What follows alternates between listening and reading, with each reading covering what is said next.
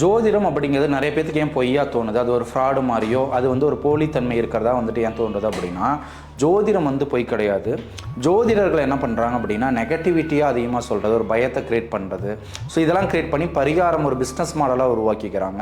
So இதனால் என்ன ஆகுது அப்படின்னா, அவங்க பிஸ்னஸ் மாடலாக மாற்றுறதுனால வரக்கூடிய கஸ்டமர்ஸை பயத்தை க்ரியேட் பண்ணி, ஸோ அதை பரிகாரம் பண்ணால் தான் சரியாகும் அப்படிங்கிற மாதிரி ஒரு பிஸ்னஸ் மாடலில் கொண்டு போகிறாங்க.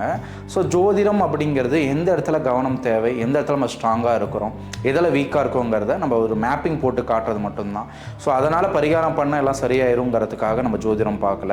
ஸோ விதியை சூழ்நிலைகள் எப்படி இருக்கும், அப்போ எந்தெந்த நேரங்களில் நம்ம எப்படி கவனமாக இருக்கணுங்கிறத தீர்மானிக்கிறது மட்டும்தான். ஸோ இதனால் நிறைய பேர் வந்து இந்த பிஸ்னஸ் மாடலாக மாற்றனால ஜோதிடம் அப்படிங்கிறதே போய் ஒரு ஃப்ராடு வேலை மாதிரி நிறைய பேருக்கு தோணுது. ஸோ எல்லா ஜோதிடர்களும் நாம் அப்படி சொல்லலை, சில ஜோதிடர்கள் மட்டும் இந்த மாதிரி பண்ணுறனால ஜோதிடம் அப்படிங்கிறதே சில பேர்த்துக்கு அது போலித்தன்மையாக வந்துட்டு தெரியுது.